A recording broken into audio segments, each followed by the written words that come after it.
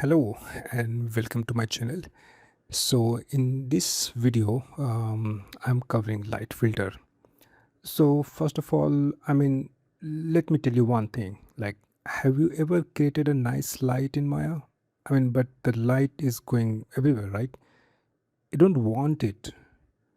Maybe what to illuminate only one part of your object, but the rest of the scene is also getting brighter. So what to do? Do you keep moving the light, change the intensity, make the light smaller, or keep adding more light just to fix one light problem? What if I tell you that you can control the behavior of existing light without actually changing the light itself? In this video, we are going to explore Arnold light filter in Maya, especially light blocker and light decay. And by the end, I'll show you how this two filter can completely change the way you control your light.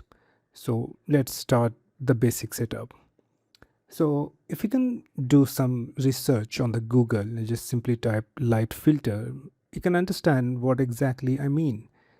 You can just add any kind of textures, map the light to cast the same shadow. So in Maya, we have a different way to do that. But for this topic, I'm covering light filter. So before we start with the filter, let's understand the problem. So I have a simple object here and I am using Arnold area light to illuminate it. Nothing complicated. The purpose here is not to create a beautiful final render. Instead, I want you to see what the light is doing and how our filter affect it. So first, let's look at the light without any filter. So I place the area light on the right side of the object, and as you can see the render, we get nice highlight on the object and the pool of the light on the ground. So this is completely normal, but there is one problem. The light has no idea where we want it and where we don't want it. A simple illuminates whatever falls within it influence. And this is where the light filter becomes really useful. So what is light filter? So what exactly is an Arnold light filter? Think about in a way, the light of source illuminated. The filter is like a control layer sitting between the light and the scene. So instead of changing the entire light, we can use the filter to modify where, how, and how much that light affects in the scene. So this gives us much more precise control. And that's particularly when you're doing look development, product lighting, cinematic lighting, and VFX shots. So for adding a light blocker, I have selected Arnold light, and inside the attribute, you can select the light filters. So here you can see playing with some values like light in the attribute editor. So for example, I'm going to the blocker is not the another light. So first of all, you need to understand it's basically controlling the light coming from one existing light source. So now we have a light blocker in our scene. So visually you can think of this a plane. I'm just placing in front of the light to block the light. So wherever this blocker sits between the light and the subject, it can reduce or block the illumination. So instead of moving our light around just to remove unwanted light, we can simply position the blocker, and this is much more flexible approach. So yeah, this is really helpful to control the light or unwanted illumination objects area. So this is very useful. Rather than just playing with the lights placement, you can simply play with the light blocker. So there is a few attributes that you need to understand before jumping on the different kind of filter. So the first and most important parameter here is its density.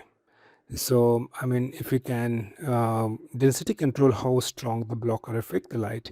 So if the density is very low, the light pass through more freely, As we increase the density, the blocking effect becomes stronger.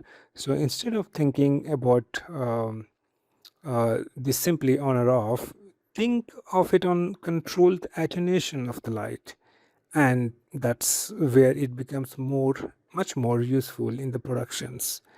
So yeah, I mean, this is something is very useful. So now if I can see, we have different shape of the filter. So you can just play around with the shapes, like I have sphere, box, different shape give you a different result. But I know I'm using plane quite often. This gives me very easy controls. So now if you can see, uh, I have added a different light blocker too. I mean, you can create multiple light blockers to control more and more light. So for an instance, just imagine, in the previous light blocker I put above the surface to block the light, and now I want this blocker should block the light that is coming from the ground, not from the ground, like this unwanted area, like I don't want that much of light on the ground. So I'm creating a second blocker, and I'm placing just according to the compositions. So this will take few R&D, like where exactly you want. So now if you can see how nicely and gradually light is blocking in the bottom part of the scene as well. So now I'm just increasing the exposures just to get more contrast look. All right, and this will definitely help you to understand whether the blocker is working properly or not. So now if you can see, in one light I have created two different kind of blocker. I mean, you can create many more, so now let's jump on the different kind of filter. So let me go back with the previous value, current, I mean, just a bit more subtle values. All right, so now let's delete the light blocker, and let's add light decay. So light decay is also a very very nice attribute here. So let's move to the this one solve a different problem. Imagine your light is looking good close to the subject, but it's also affecting the area much further away. So you don't necessarily want to reduce the overall intensity. So what you could do, you could simply want the light to stop affecting the scene after certain distance. And that's exactly where the light decay becomes useful, you know. So now if you can see, I'm playing with the near attenuation and far attenuations. So I mean, here we can control. So we can define where the attenuations start and where to end. The idea is very simple. Inside the near range, the light behave normally. Then we move forward attenuations regions, the light gradually start losing its influence. So instead of simply lowering the intensity of the entire light, we are controlling how the influence change the distance. So this is also a very good way to control the light fall off. So for attenuations, I mean, this allow you to define another distance range where the light gradually fade out. This is extremely useful when you want to you want a very controlled light setup. So yeah, I mean, you really don't want to mess up around your scene. So now let's I'm creating one new light here, that is a spotlight. So previously we were like working on the area light, and this time I'm working on the spotlight. So what I can do, in the spotlight, go to the attribute, and now under the light filter I'm adding light blocker. So here it is, I'm adding a light blocker here. So now if you can see, we have a very nice control. We have more control as compared to the area light. So if you add light blocker in the spotlight, you will get more and more control. So here you can see I'm playing with the top light, top left, top right. This will allow you to control where you want the light or not. And we have attribute where you can blur the edge as well. So suppose if you don't want a very sharp lights, so you can blur the edge as well. That will give you more control, more cinematic look from the light. So you can control, you can block the light from all the directions. We have top, left, right, and left, right, everything. So you can control your light from all the directions, and this will definitely help you to get your desired output. So basically, this blocker is really useful to get the cinematic lighting, and you want to get some more window shadow look. So you can add many more options within the light blocker. So now if you can see, let's back to the Google and I'll show you some things.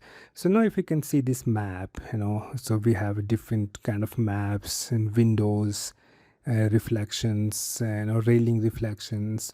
So this can be achieved through a Gobo.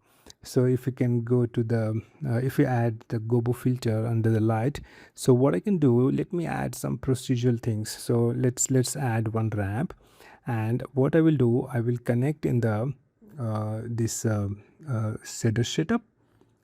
So if you can see, let's open the attribute of the ramp. Let me play around the symbol value. Let's go in the none. So I want very sharp effect. I don't want any blurry effect. So now if you can see, I'm controlling the light with the help of ramp. So now just imagine, you can use some file texture as well. You can use procedural map as well. I'm using ramp. You can use noise. You can use multiple procedural map that comes within the Maya.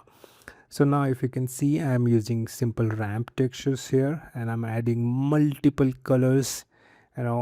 Just you can play around with this. You can pick any colors that you want. So now if you can see, just with some values, some ramp, now I can get very nice effect from the light itself. Okay, so there is no object, there is no blocker, there is no any extra geometry over there, but still I'm getting this effect. All right, so now let's clear the scene again, and let's add one more light Gobo. And this time what I'm going to do, I'm going to add some noise. So again, connecting the noise, and let's play with the noise value. Okay, so now let's check the render. So after adding the noise, you can see, this is with the by default value from the noise. And now what I'm going to do, I'm going to play with the noise attribute, and you can see just playing with a few values. I'm just adding some more extra breakup things within the light.